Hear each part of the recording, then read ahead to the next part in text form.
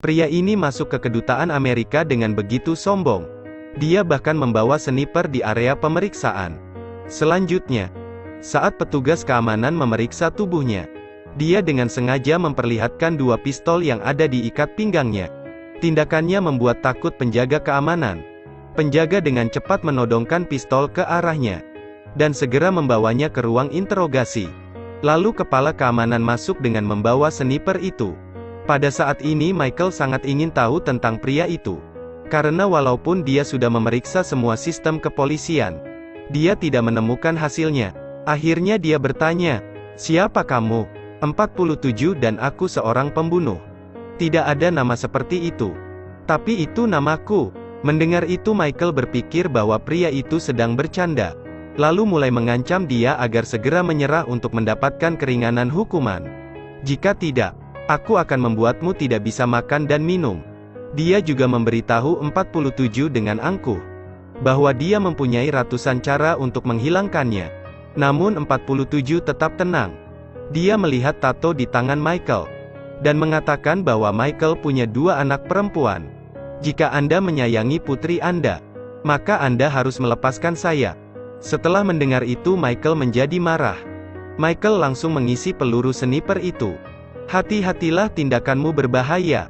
"Seberapa berbahaya?" Lalu 47 menendang meja itu. Michael melepaskan tembakan. 47 menghindarinya dengan mudah.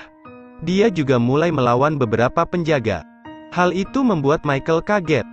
Tapi itu adalah hal yang mudah bagi 47. 47 berani masuk ke kedutaan hanya untuk membunuh seorang wanita. Karena wanita itu menyembunyikan rahasia yang besar. Beberapa jam yang lalu, untuk menghindari pengejaran 47, rekannya sengaja melepaskan tembakan di depan pintu kedutaan, dengan harapan pihak kedutaan dapat menghentikan 47. Tapi pihak kedutaan tidak bisa menghentikannya. Setelah mendengar sirine peringatan, John Smith bergegas keluar dari kedutaan. 47 telah mengetahui 2 orang yang akan pergi. Dia memakai seragam polisi dengan sniper di punggungnya, lalu keluar dari kedutaan. Dia berjalan dengan tenang. John Smith ingin bergegas pergi. Jadi dia merampok mobil polisi. Dia langsung menancap gas untuk memperjauh jarak dari 47. Di saat yang sama, 47 berlari ke lantai atas gedung, mencari tempat tinggi, dan menggunakan sniper untuk mencari lokasi keduanya. Setelah beberapa saat, dia langsung melepaskan peluru. Tapi peluru itu hanya menggores lengannya saja. Mereka bersembunyi di sebuah motel. Wanita itu ingin tahu, kenapa dia harus dikejar. John Smith perlahan mengatakannya. Ternyata ayahnya Thomas adalah seseorang yang terkemuka. 20 tahun bekerja di organisasi misterius.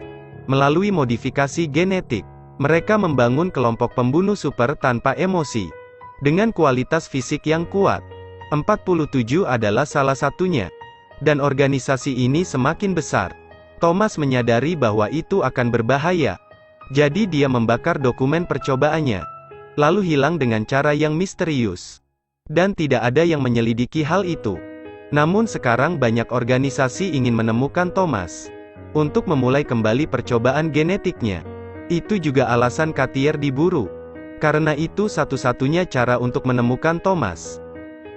Cartier tahu bahwa ayahnya menderita peradangan sendi, dan kanker paru-paru stadium akhir. Dia juga suka menanam anggrek. Melalui beberapa informasi itu, Cartier menebak, ayahnya akan berada di tempat yang memiliki iklim hangat. Ada obat maju yang sedang dikembangkan. Karena Cartier dimodifikasi genetik oleh ayahnya, dia memiliki kemampuan penalaran yang hebat. Saat dia melihat peta di dinding, dia menemukan tempat ayahnya bersembunyi. Saat hendak berbicara, tiba-tiba telepon di ruangannya berdering. Saat mengangkat telepon, 47 tiba-tiba menerobos pintu, dan menembak mati John Smith. Cartier yang masih panik dibawa pergi oleh 47. Cartier diikat di sebuah kursi. Pembunuh menarik mesin ke kecepatan yang terbesar. Jika Cartier tidak melarikan diri tepat waktu, dia akan tersedot oleh mesin itu, dan akan langsung menghancurkan tulang dan dagingnya. Hal itu membuat Cartier panik. Tapi tiba-tiba dia menjadi tenang, dan menemukan cara yang aman untuk melarikan diri. Pertama dia memasukkan kakinya melalui tali, lalu membalikkan badannya untuk bangun, dan segera mendarat, lalu memanfaatkan mesin itu untuk memotong tali yang mengikat tangannya, dan pergi ke pintu keluar. Namun tak disangka, 47 melakukan itu untuk mengaktifkan kekuatan dari Cartier. Di saat yang sama, organisasi misterius mengepung tempat itu. Cartier dengan cepat dapat merasakan situasi itu, bahkan dapat mengetahui posisi musuh. Dengan bantuan 47, itu menjadi kombinasi yang sempurna. 47 berhasil membersihkan para musuh. Saat itu seorang pria muncul di hadapan 47. Mereka tak saling berbicara, dan mulai menyerang satu sama lain.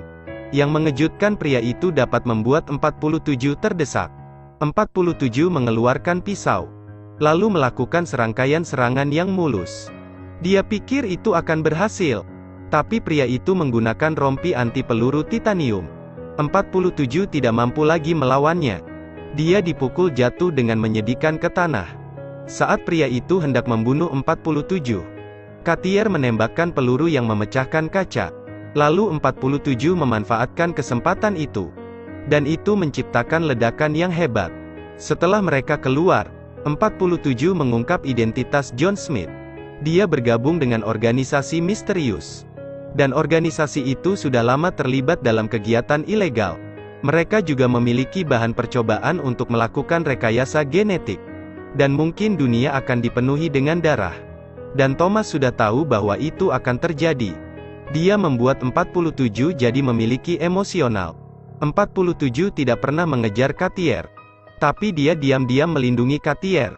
Setelah mendengar 47 menjelaskan, Cartier mempercayainya, juga memberitahu 47 bahwa ayahnya ada di Singapura, dan organisasi misterius ada di Singapura. Kemudian keduanya segera tiba di Singapura. Setelah sampai di bandara Singapura, 47 tahu jika musuh sedang mengintainya. Untuk menghindari kamera, keduanya memutuskan untuk berpisah. Dengan kemampuannya, Cartier memanfaatkan barang bawaan orang untuk menghindari kamera, dan dapat keluar dengan mudah. 47 mengendarai mobil. Setelah Cartier naik mobil, mereka bergegas pergi dari bandara, dan istirahat di hotel untuk sementara. Namun dia curiga Cartier tertangkap kamera di bandara. Film berakhir di sini. Ikuti terus Edelweiss Review untuk mendapatkan review film terbaru.